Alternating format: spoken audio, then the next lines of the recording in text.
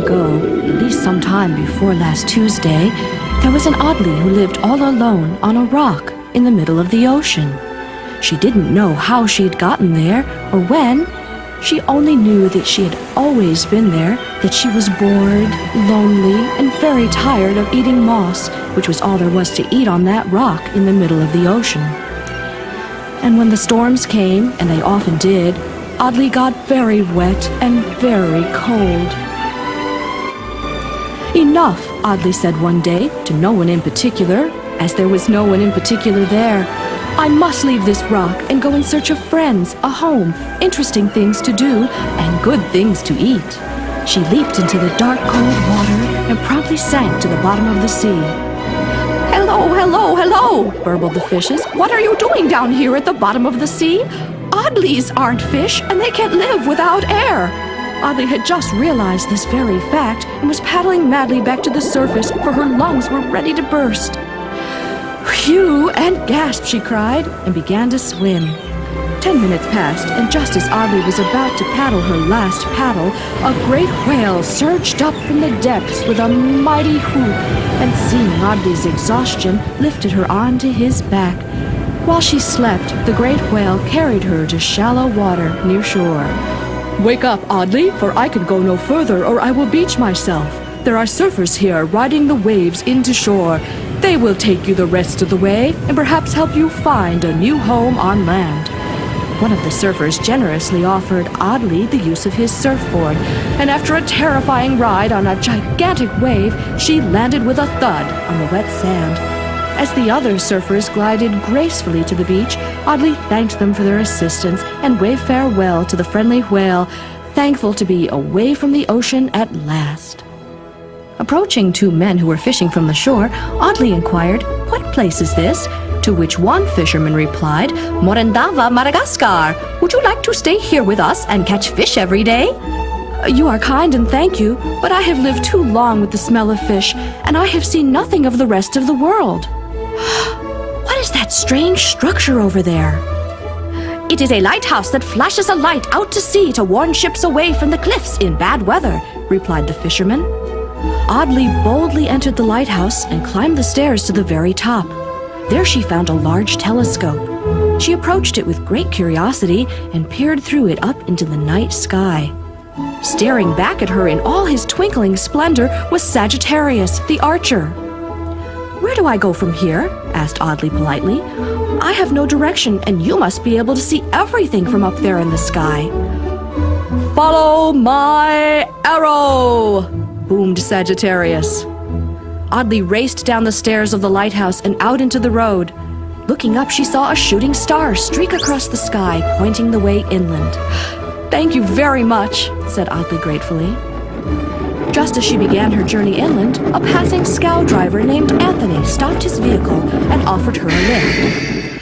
"My wonderful scow can travel on land and water," boasted Anthony to Oddlee, who was very interested in all things mechanical. "Where are you headed? For I am looking for friends, a home, and useful things to do." "My first stop is Stonehenge, but no one lives there anymore and you would be very lonely. My second and last stop is the Super Soap Factory. The people there are very nice and will give you work to do if you are able." As the sun rose, they arrived at the soap factory. Anthony introduced Oddlee to the manager, whose name was Mabel. "You're hired," said Mabel immediately, "for you look intelligent, responsible, and willing. Let us tour the factory and find a position to match your talents." Oddlee found it all terribly exciting and interesting, but as they moved from room to room, Oddlee began to itch all over. "Oh, dear kind Mabel, I cannot work here, for I must be allergic to soap. I must unfortunately decline your offer of a job." Oddlee left rather hurriedly to continue her adventure out into the warm countryside. Thumbing a ride, she was immediately picked up by a rather silly patamelon wallaby that came hopping by. "Where are you going?" asked the wallaby.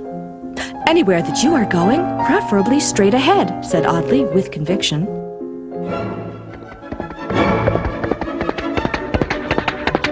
After a short, very bumpy, stomach-unsettling ride, they came upon a lovely castle. I will stop here and visit the inhabitants of this castle, for it is so big that there must be room for me in it, and the people must be very happy living in such a splendid place." The wallaby waved his tail in farewell and hopped off down the road. "I sure am getting hungry," thought Oddlee. "I wonder what people in castles eat." As she rounded a corner, Oddlee was confronted with soldiers just home from the wars. The soldiers were feeling friendly and gracious because they had just won the war they had been fighting, so they invited Oddlee to join them that evening for a victory party. "Formal dress is required," 3 passing generals explained. Never having been to a formal party in a castle before, or any place else for that matter, Oddlee decided with great enthusiasm to attend. Upon entering the castle gate, she bumped right into the queen, who was wearing her favorite diamond tiara and on her way to the royal garden to feed the royal snails. "How do you do?" said Oddlee shyly. "I would like to live here in your castle and earn my keep if you have some useful work for me to do. I have no experience at doing anything yet, but I am most willing to learn new skills if you give me the opportunity." "Why, yes, Oddlee, we are in need of a bell ringer. Are you musically inclined?" inquired the queen. "I don't know, for I have never heard any music, but I will certainly do my best to learn." "Fine," said the queen. "You can start your new job tomorrow, but first, how about a bubble bath?" This is truly delightful. I think I'm going to like it here." That evening, the queen escorted Oddlee to the grand ballroom, where the party was already underway. "This is certainly not my idea of a celebration," thought Oddlee. "The men are so stiff, and the women are all sucking their thumbs." After a short time had passed, the queen fell asleep on a bearskin rug, so Oddlee excused herself from the merrymakers and wandered into the garden. Perched on a tree stump was an eagle-eyed eagle, who invited her to enjoy the night air with him. "Tell me, please, Mr. Eagle, why these people do not seem to be enjoying their victory. What were they fighting for in this war?" "They fight the enemy as usual. The queen tells them that they are fighting for good and right, and that the enemy is bad and wrong. The enemy's leader tells his soldiers the same, and so it goes. When everyone gets tired of fighting, each side declares itself the winner, and everyone goes home to celebrate their victory.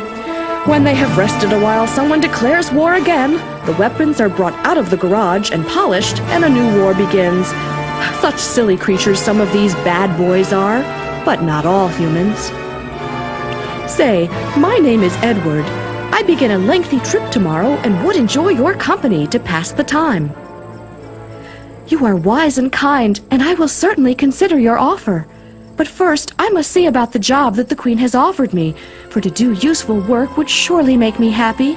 So I will take advantage of this opportunity." Oddlee slept soundly in the lovely bed that the queen had provided for her. In the morning, Oddlee climbed to the bell tower for her first lesson in ringing the chimes. When she pulled the bell cord, the chimes rang out so fiercely that Oddlee shrieked, lost her balance, let go of the bell rope, and tumbled backwards out of the tower window. "Help!" cried Oddlee.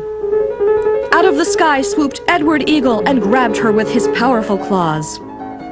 "You saved my life, and I will be forever in your debt," sobbed Oddlee.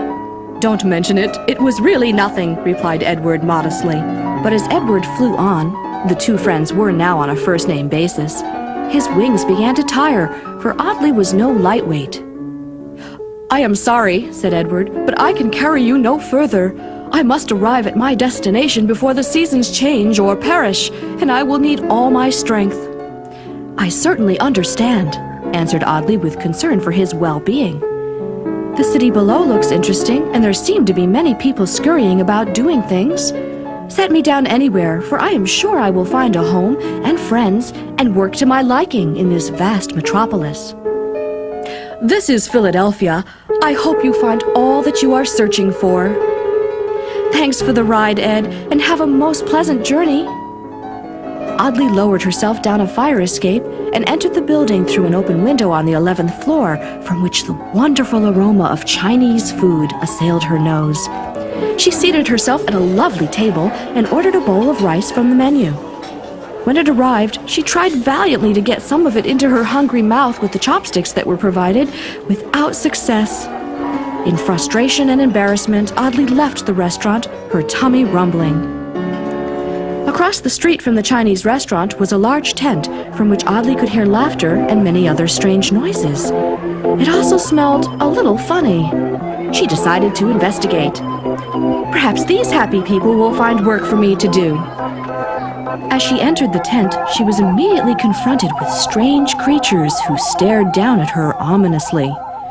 Quickly moving on, she came upon a very strong man who was lifting 14 men on his back. As the audience applauded, Oddlee approached him and said, "How strong you are, sir! Would you by any chance need one more person to sit on your back? For I wish to join this friendly circus and be friends with all of you. And I don't really weigh very much."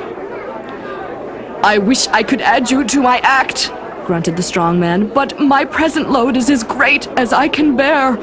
Perhaps there is another job that you can do around here. What are your talents and abilities?" "Alas, I have never had a job before and do not know what my talents are. But thank you for your kindness, Mr. Samson." Seeing a crowd gathered on the other side of the tent, Oddlee wandered over and pushed her way politely to the front, where she saw a most interesting spectacle. A man wearing a turban was playing a weird musical instrument to 4 swaying cobras in baskets. "Oh, I can do that easily," thought Oddlee. "I will show him how graceful I can be, and he will give me a job immediately." Startled by seeing Oddlee among his cobras, the man made a terrible noise through his flute, startling the snakes, which caused them to slither madly across the floor in every direction and scare all the people away. "What a terrible menace you are!" yelled the snake charmer. "Go away, or I have you arrested!" "Forgive me," wept Oddlee. "I was only trying to impress you, so you would give me a job. I meant no harm." And with that, Oddlee rushed out of the tent into the street. Night had fallen, and the people had all gone home. Tired and discouraged, she decided to call it a day, for she was very, very tired. But where would she sleep? Nearby was a large stone building that was dark and quiet. Oddlee wandered over to it and discovered that it was a museum. Upon investigation, she discovered an unlocked door into the basement, and because there was no one around to object, and because she was too tired to go any further, she entered. Lighting a match, which she had picked up in the Chinese restaurant, she discovered a room full of strange and beautifully painted boxes. She climbed into one and fell fast asleep in an instant. Another warm, clear day began, and Oddlee was awakened by the sound of museum mice, who were obviously art lovers to be up so early in such a place. "It's time for me to move on," sighed Oddlee, "for Philadelphia is not for me." A sometimes friendly and sometimes sour whiskey and Bible salesman stopped his wagon at the curb and offered her a ride. "My name is Hugo," he burped, "and I'd love to have someone to talk to on the road." "Well, I'm a good listener, for I wish to learn," said Oddlee cheerfully. "Thanks for the lift." And Hugo talked, and he talked, and he talked. Oddlee felt sad because he would not let her say anything at all. "If I cannot contribute and participate in this conversation, then I will find another ride." Oddlee jumped from the wagon, but Hugo didn't even notice. He just kept on talking and talking as he rode away, leaving Oddlee in the desert. Soft chattering reached her ear, and she spied a trio of marmots snacking on some roots. "How do you do?" said Oddlee in a friendly fashion. "My name is Oddlee, and I am looking for a home. Do you have room for me in your underground dwellings?" "You are most welcome, Oddlee, but you are too big to enter our burrows. However, if you turn around, you can see in the distance some cliff dwellings that might suit you better." Nibbling on some roots that the marmots had given her, she headed toward the cliffs over the hot sand. "Oh, these are so bitter," thought Oddlee as she spit them out. "I wonder if I will ever find food that agrees with me. I am so hungry, and I want some friends and useful work to do. I will not give up my search, for this planet is full of interesting creatures, places, and things. The king of the cliff dwellers was named Smythe, and he solemnly told Oddlee that she could live in a cliff dwelling if she was willing to become the official water carrier. "I shall do my best to please you and to execute my duties with alacrity," responded Oddlee with relief. "What are my duties?" "You begin work immediately. Fill the bucket with water from the river at the bottom of the cliff. Then climb 3 ladders to the top floor of the cliff dwellings and empty the water into my indoor swimming pool. Then return to the river and fill the bucket again. When you have carried 100 buckets of water up to my pool, you may rest for 15 minutes and eat 1 tortilla and a glass of grapeade. Then I will drain the dirty water out of my pool and you can fill it again." Oddlee tried her best, but after 7 trips up and down the cliffs with those heavy buckets, she was overcome with the heat. "I think you should bathe in the river, King Smythe," Oddlee panted with exhaustion. "Or you should carry your own water," she said softly as she headed for the river where she intended to cool off. At the river, she came upon a lady in a bonnet with a crab on her toe. "Ow! Ow! Ow! Ow! Help! Help!" the lady cried. Oddlee quickly wrestled the crab from her swollen toe. "Oh, thank you so much, kind passerby. You have saved me from a terrible fate, and I must repay your kindness. Hey, I know! How about an all-expense vacation to the USSR?" Oddlee felt she hadn't done much to deserve such a gift, but accepted graciously as the lady with the red toe escorted her onto an aerial steam carriage that was just about to depart for Moscow. They hugged and promised to meet again someday. "A new adventure awaits me," thought Oddlee with great excitement as she settled into her seat. But shortly, due to air turbulence, the great ship began to rock and roll, so she spent most of the trip feeling terribly unwell. When the steam carriage landed, Oddlee was the first one off to stand happily on solid ground and gulp the fresh air, which, she was surprised to discover, was icy cold and full of white, swirling, fluffy stuff, snow. "You had better get inside, where it is warm inside, for you, Oddlee, are turning quickly blue," sang a rock group that had been serenading passers-by. "Good advice," shivered Oddlee, and quickly jumped into a motor sled that was heading into town. "I must find shelter and work immediately now, or perish," she sniffled miserably. Luckily, Oddlee saw a help wanted sign in the window of a large building which turned out to be the Hoishi's Candy Factory. Oddlee rushed inside and was thankful to be warm again as she introduced herself to the factory owners, Mr. Tall-Thin and Mr. Stout.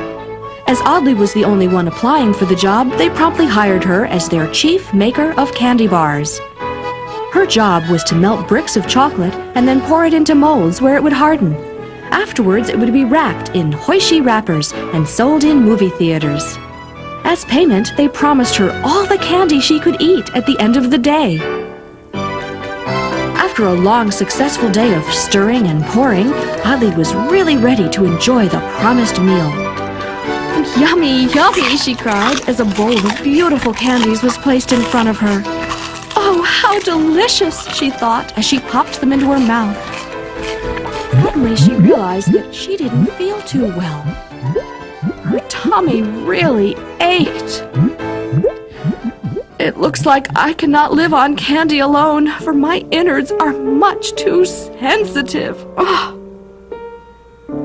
Oddlee curled up next to the warm stove with a hot water bottle and fell into a fitful sleep. She dreamed of creatures jumping up and down on her stomach. The next morning, Oddlee was on her way once more. She passed up a Russian fast food restaurant because the menu was in Russian and she didn't know how to order anything. Shortly thereafter, Oddlee came upon some friendly folks who were playing ice hockey. They invited her to join in the game, which she did gratefully as she was very cold. She was warmed considerably by the exercise. Finally, the game ended, and Oddlee was ready once again to take to the road. A teammate from the hockey game offered to loan her the use of his Edsel, and she accepted gladly. Now, this is the real me, she thought as she whizzed along through the warm countryside. She was thankful that the sun had come out and melted away the snow. A sign indicated that Oddlee was entering Detroit, the city of cars. She entered the first car factory she came to and told the manager what a great driver she was and asked for a job. "I drove over 100 miles an hour without ever slowing down once since breakfast," bragged Oddlee. The manager, Mr. Edison, was not impressed. "I can't seem to do anything right," thought Oddlee, as she left the factory and wandered down the street looking for a way out of the hot and noisy city. She nearly stepped on a small gold box that lay in the middle of the sidewalk. Snatching it up, Oddlee thought perhaps it contained a lucky charm that would help her to see the future more clearly. Wow! Nifty! It didn't help her to see the future, but it made her feel better as she strutted happily out of Detroit.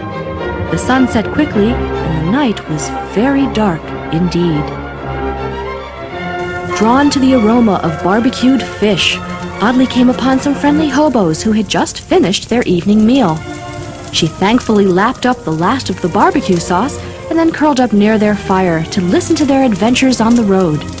But within minutes, she was fast asleep.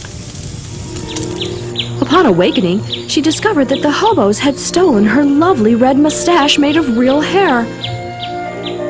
"Oh well, I guess it doesn't matter, for I am the same person with or without it. And I guess hobos aren't my kind of people, even if none of us have homes."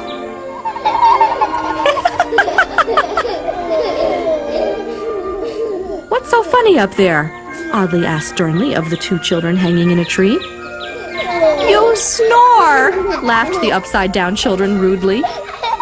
"It must have been the barbecue sauce," sighed Oddlee, a little embarrassed. The children then told her about a great wrestling match that was to take place that very day at the Mount Rushmore Arena. All were welcome to participate and compete for a pot of gold coins. "Oh boy, thanks for the information! I'm off to win fame and fortune as a wrestler. Maybe wealth and fame will bring me friends and a home." And off she galloped, full of confidence and determination.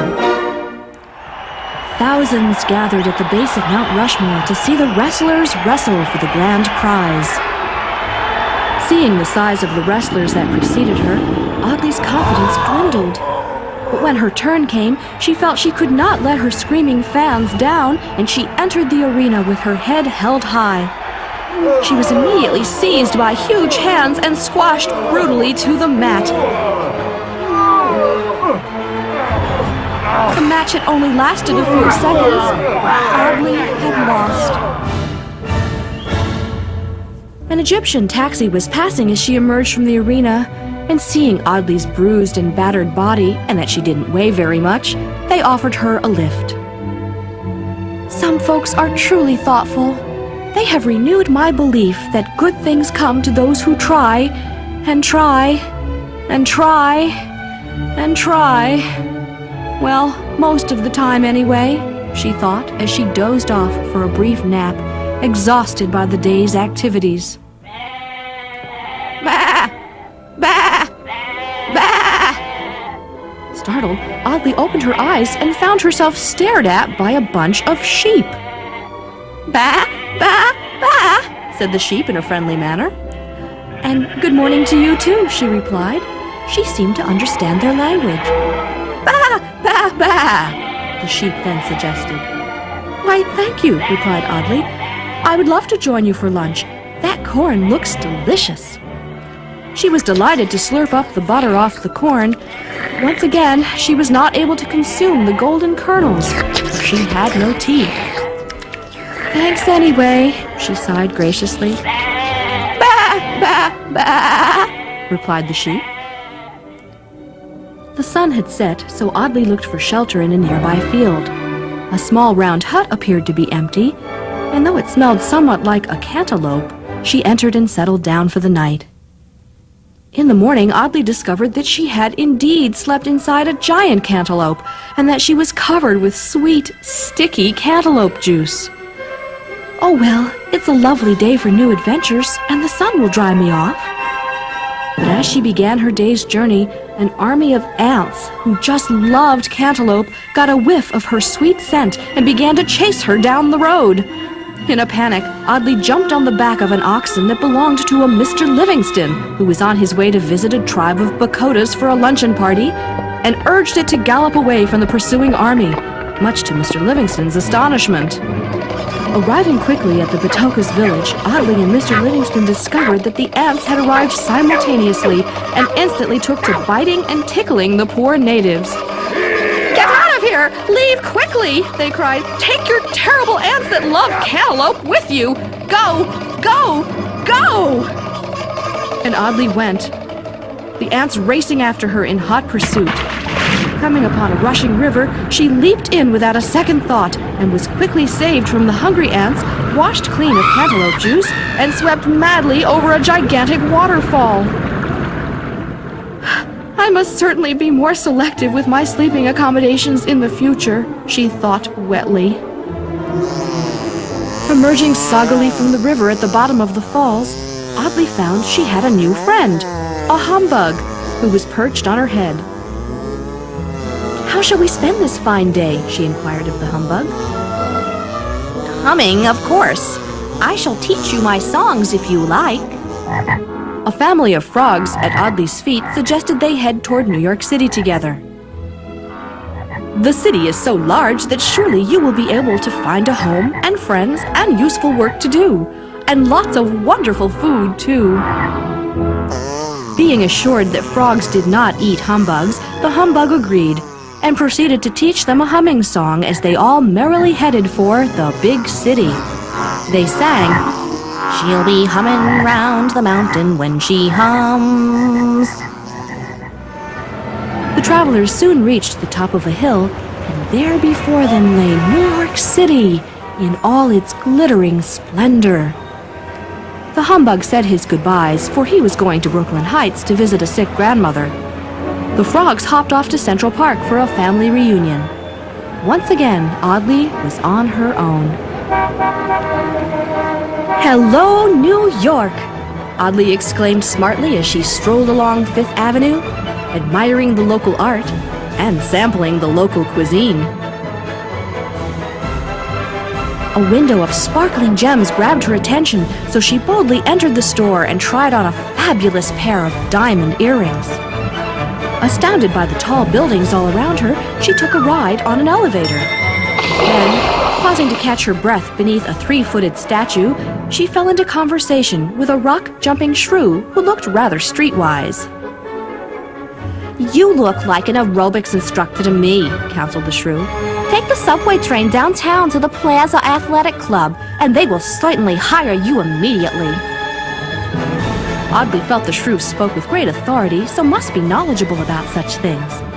She thanked him and proceeded to the nearest subway entrance to catch her train.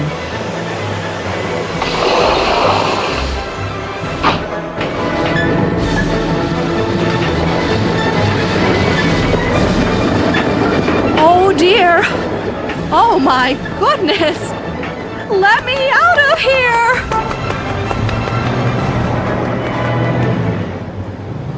Pausing to catch her breath, Oddlee saw some poets who had gathered together to recite their poems about hope and freedom and love. "I hope I too can someday write a beautiful poem that will touch someone's heart," sighed Oddlee. Entering the garment district, a man handed her a piece of paper. "Psst! If you can operate this sewing machine, I will give you a job today sewing brassieres." "Piece of cake," Oddlee chortled. But at the end of the day, the foreman was less than pleased with her efforts as a seamstress. "Out! Out! Out!" he yelled in an unnecessarily loud voice. Maybe I should be a shoemaker. But then, across the street, she saw the Plaza Athletic Club and quickly entered to pursue her career as an aerobics instructor.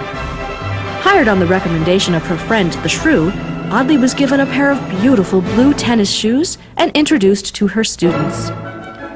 But unfortunately, she had had a very busy day in New York City and was soon tired. "Oh, this is fun, but only once in a while," she groaned as she dragged herself out of the club. And hungry as always, and wanting a little companionship, Oddlee entered Max's pub, where she sat down with two very intense individuals who invited her to share a smoke. Fascinated with the possibility of blowing smoke through her nose, she timidly puffed on the strange device. She instantly became terribly dizzy, and the room began to spin. "Oh, I don't like this at all," she moaned as she passed out. Strange creatures danced in her dreams. And in her dream, she found herself in a court of cats.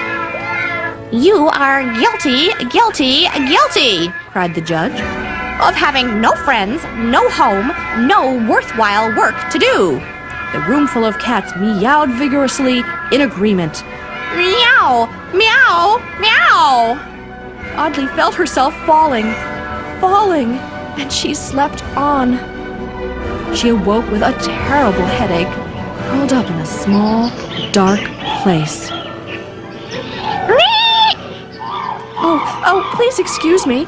I don't know how I ever got in here. Oh, dear. Jumping down, she fortunately landed on the deck of a riverboat, and not in the river, where huge crocodiles snapped their jaws hungrily. And so Oddlee's journey progressed through the wilderness. Sad and lonely, she still believed that one day she would find what she was looking for. But finally, exhausted and full of despair, she sat down and said, "I can go no further. This is the end of me." "Oh, pooh!"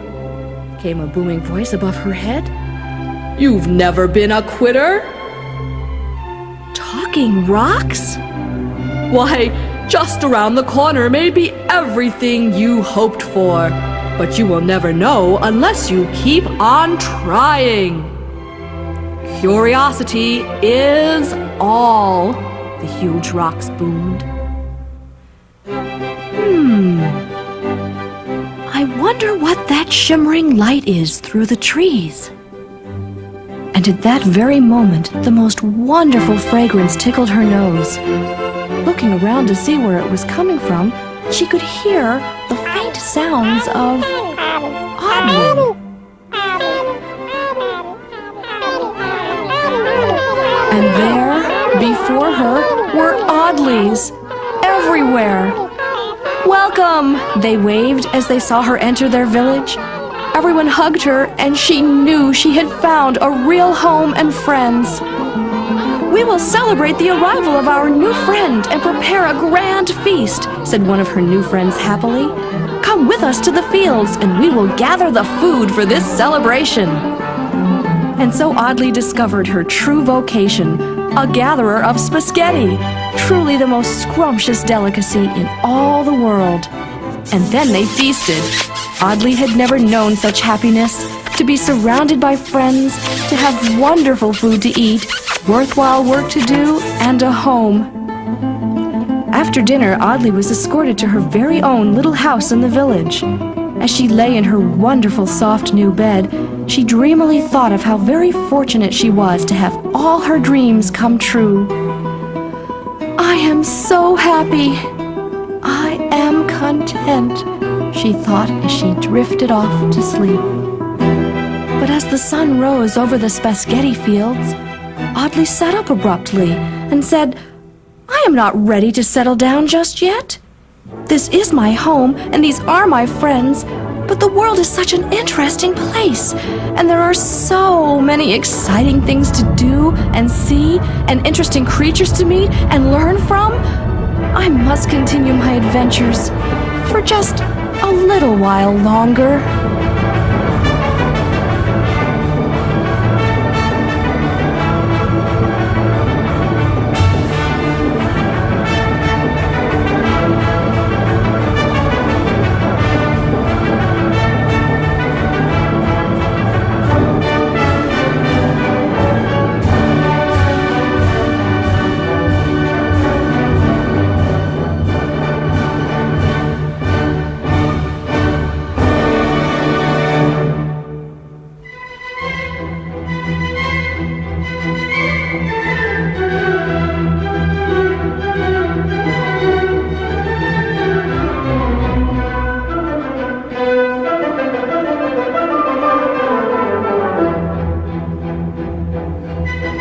you.